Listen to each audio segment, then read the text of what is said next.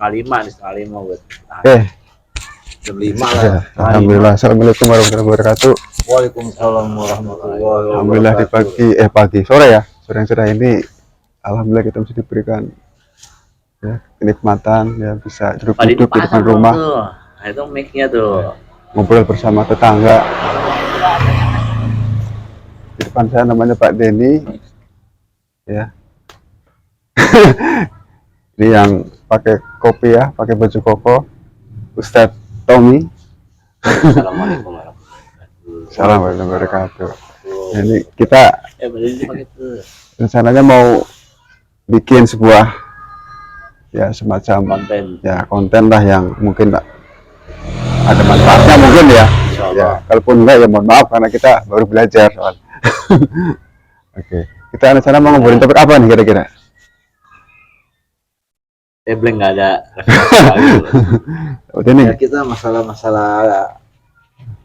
makhluk gaib lah. Ya, gimana nih? Kaset nyata. Gimana Pak Tommy masalah makhluk gaib yang sering terjadi diberbincangkan di Indonesia ini. Gimana?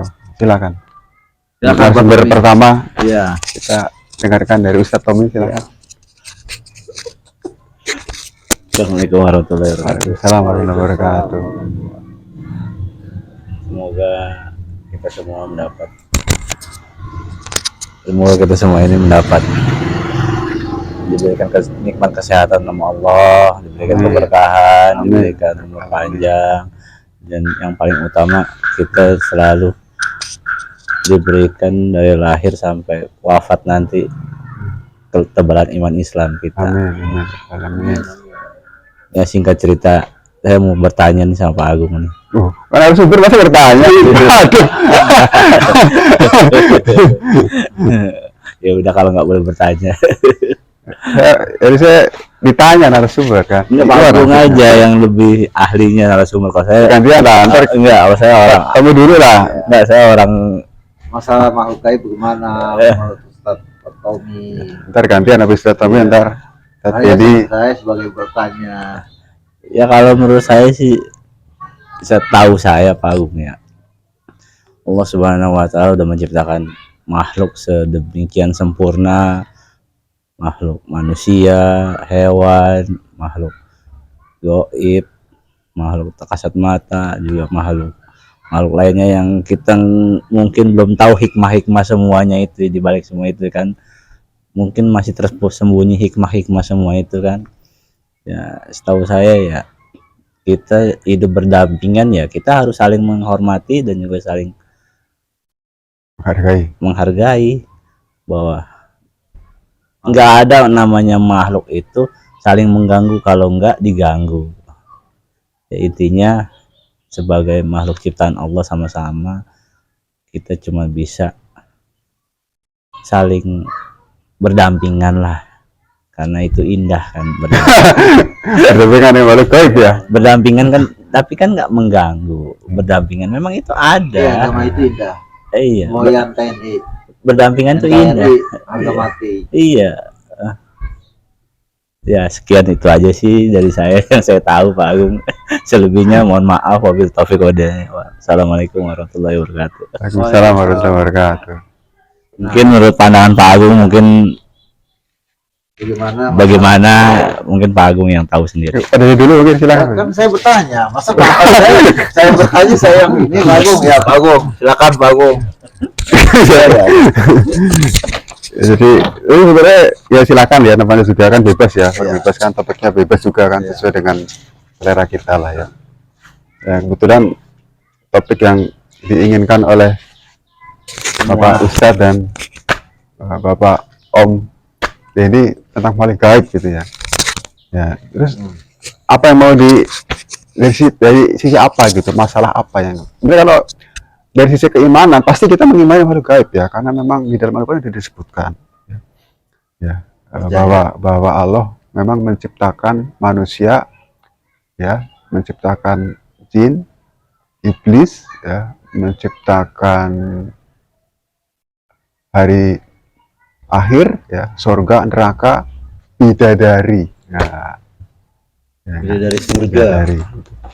Nah, kan kita tidak bisa melihat kan, Ya. karena memang goib ya, kita tidak bisa lihat. Ada ya, percaya, yakin karena ditulis dalam Al-Quran ya, tetapi memang manusia tidak mampu menjangkaunya gitu. Kenapa kita percaya? Karena ditulis dalam Al-Quran. Kalau kita tidak percaya berbahaya, berarti kita tidak beriman kepada Al-Quran. Nah, jadi kenapa kita percaya? Ya, bukan karena kita pernah melihat ya. Mungkin ada sebagian kita yang pernah melihat makhluk goib ya, sehingga diberi kesempatan untuk meskipun sih sebenarnya saya tidak bisa berkomentar panjang ya tentang makhluk goib seperti apa dan seperti apa, karena memang informasinya terbatas gitu kan. Itu tidak bisa memastikan bahwa itu apa, apakah itu apa dan sebagainya, saya tidak tahu ya. Sebatas informasi yang kita terima di dalam Al-Quran saja, gitu, dalam hadis ya, dalam wahyu ya. Itu saja sebenarnya. Di luar itu ya kita tidak tahu apa-apa ya. Yang orang lihat selama ini, lihat hantu, pocong, genderuwo ya, bermacam-macam bentuknya itu ya.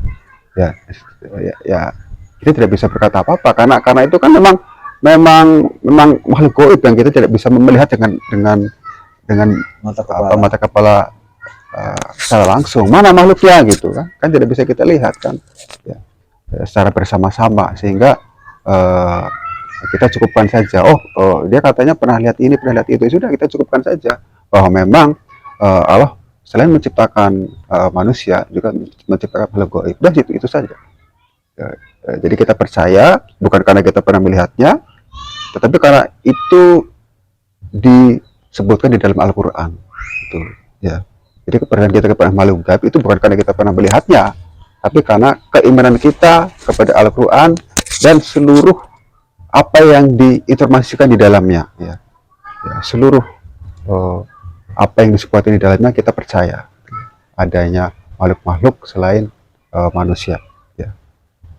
Oke, itu jawaban saya seperti itu. Ya. Gimana? Satu lagi saya pengen bertanya, banyak orang beranggapan bahwa makhluk gaib bisa menyerupai suami maupun istri ya, dan istrinya disetubui, itu masalahnya. Ada beranggapan begitu, bercerita begitu. Nah, menyikapi masalah itu, apa pedoman kita untuk menghindari terjadinya itu, Pak Agung? Saya tanya dulu lah, silakan. Gantian. Bismillahirrahmanirrahim. Ya, emang kita manusia makhluk lemah ya kan. Menurut saya, setahu saya ya, itu memang cukup sulit ya untuk menghindari apa menyingkapi ya. Kita hanya bisa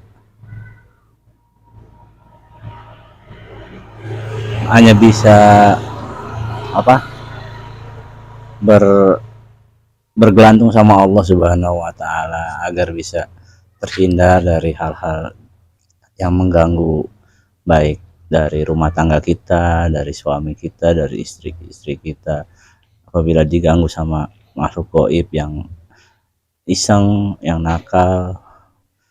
Tapi bagaimana kita menyikapinya kalau kita nggak mengganggu dia pun nggak mengganggu kita? Mungkin, setahu saya, kalau kita mengganggu, mungkin kita melakukan ritual-ritual apa gitu yang mengusik dia sampai dia tidak terima ya. Mungkin makhluk itu kan punya yang namanya, dia itu punya nafsu juga kayak manusia, tapi dia kan nggak diberi apa, kalau Allah Subhanahu wa ta'ala bilang nggak diberi derajatnya, nggak diberi tinggi sama Allah. Makhluk gaib itu derajatnya rendah karena dari Allah ciptakan kita dari begitu sempurnanya dari tanah kan. Dia merasa dirinya hebat dari api, dia nggak mau tunduk sama Adam, ya jatuhlah laknat Allah, laknatullah ya kan. Ya mungkin intinya kita jangan pernah mendekati yang namanya ritual-ritual nggak jelas, ritual-ritual yang nggak baik, nggak bagus, yang keluar dari syariat Islam, dan juga ritual-ritual yang mengarah iman kita ke arah musyrik, menyekutukan Allah. Itu aja sih dari pandangan saya sih, yang setahu saya, yang saya tahu.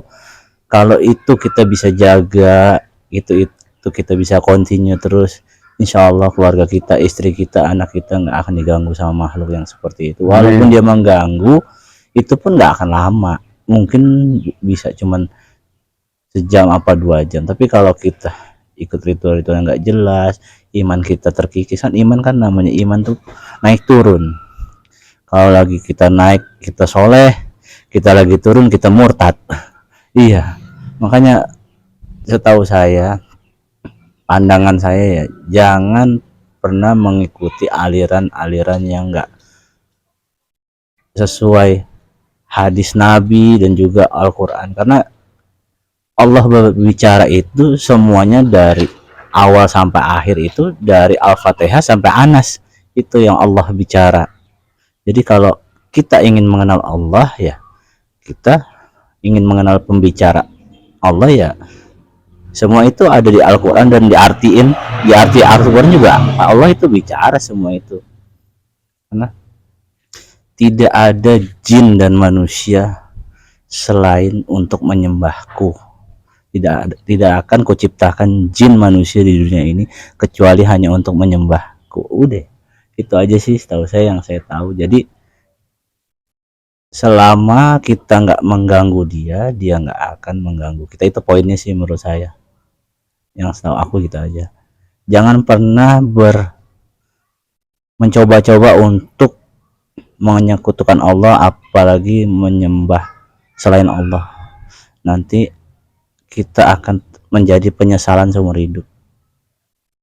Itu aja sih setahu saya. Terima kasih. Assalamualaikum warahmatullahi wabarakatuh. Assalamualaikum.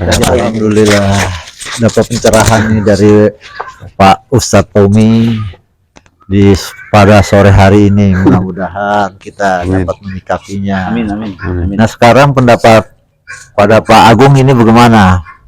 Silakan Pak Agung. Om Agung, ya Om Agung. Masih muda. Masih muda saya Om Agung ini, rambutnya masih gondrong. Anak muda. Ya. Oke. Ini pertanyaan tadi diganggu setan gitu ya? Iya. Jadi Gimana suami setan istri mencikapi. cara menyikapinya. Kalau kita suami kita atau istri kita atau keluarga kita diganggu sama makhluk gaib, Diganggu ya? gimana kita menyikapinya? Kalau saya menyikapinya tadi, jangan pernah membuat makhluk gaib itu terganggu. Jadi jangan kita mengganggu dia duluan. Tapi kadang kan biar kita tidak ganggu, biar kita tidak ganggu pun dia akan mengganggu juga. Emang memang tugasnya dia kan mengganggu Pak Tommy, ya kan? Nah, ya kan? Nah, tapi ada juga yang begitu, namanya setan ya, perilakunya lain. Banyak lain seperti manusia juga, ya kan? Ada yang maunya wanita. Walaupun dia mengganggu kita, kalau kita tetap bergelantung kita sama-sama keesaan Allah Subhanahu Wa Taala, dia pun pastinya nanti akan merasa bosan. Oh, ini orang yang benar-benar ahli ibadah. Jangankan wanita, jin aja nggak bisa ganggu, apalagi wanita gitu. Misalnya apa, makhluk halus aja nggak bisa ganggu, apalagi wanita. Memang kadang-kadang manusia ini kan digodanya kan berbagai macam, banyak. Bisa dari minum-minuman keras, bisa dari al-ghaib, bisa dari wanita, bisa dari jabatan, bisa dari mungkin pengen terpandang di tetangga-tetangganya kan gitu.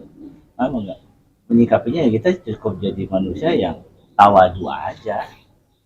Kalau kita rendah hati, mah insya Allah setan juga nggak akan mengganggu. Setan itu kan senang sama orang-orang yang sombong.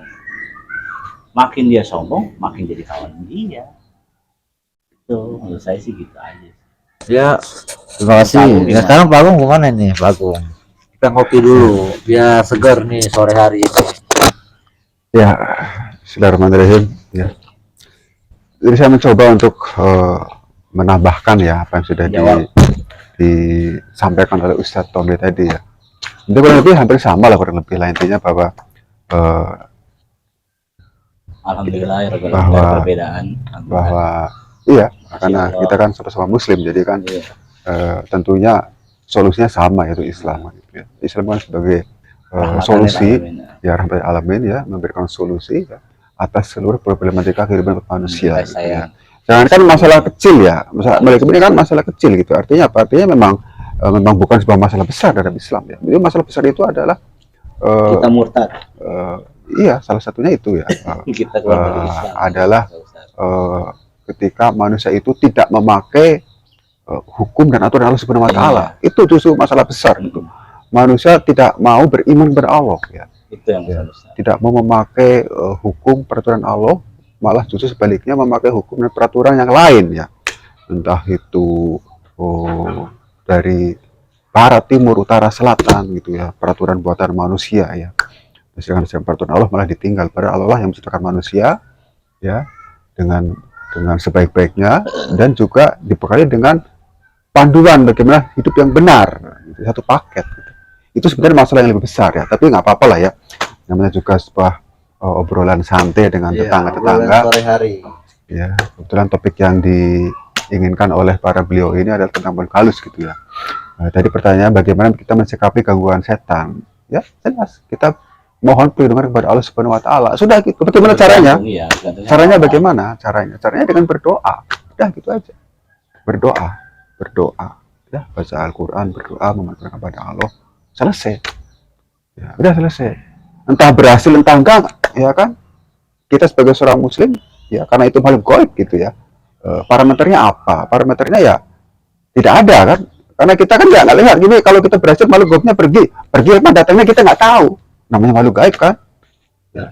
Kita nggak tahu, yang penting kita berdoa, udah gitu aja. Masalah hasilnya bagaimana serahkan kepada Allah gitu kan. Jadi justru simple sekali gitu, simple sekali. Ya kita berdoa kepada Allah, udah selesai, ya. Insya Allah ya, kita yakin lah gitu ya. Kalau saya sendiri memang belum pernah ya mengalami gangguan-gangguan makhluk, belum pernah gitu. Justru yang saya alami itu gangguan makhluk yang tampak gitu, itu Iya. manusia dan diri saya sendiri, kita sendiri. Sama Pak Gun. Iya. Sejujurnya saya juga sering diganggu sama makhluk yang nampak. Ya, kolektor rumah. Ya kan? Iya. Bahkan itu lebih sadis dari makhluk gaib. Janda-janda Nah, gatel, ya. itu yang lebih Iya, lebih iya, berbahaya. Itu yang lebih berbahaya. Kalau makhluk gaib, makhluk halus kita baca Bismillah mereka pergi. Tapi kalau makhluk yang disebut oleh Bapak Deni tadi kita baca Bismillah dia malah mendekat, Dekat. malah semakin menggoda kita karena dia nggak takut dengan Bismillah. Benar. Itu jawaban saya seperti itu. Silakan Pak Deni kalau mungkin Cukup ya. sekian dulu dah obrolan Ya. sore hari ini. Alhamdulillah semoga dapat bermanfaat Amin. ya Amin. Amin. bagi kita. Terima kasih. Wassalamualaikum warahmatullahi wabarakatuh. Waalaikumsalam warahmatullahi wabarakatuh. Saya mau jemput anak saya nih ngaji.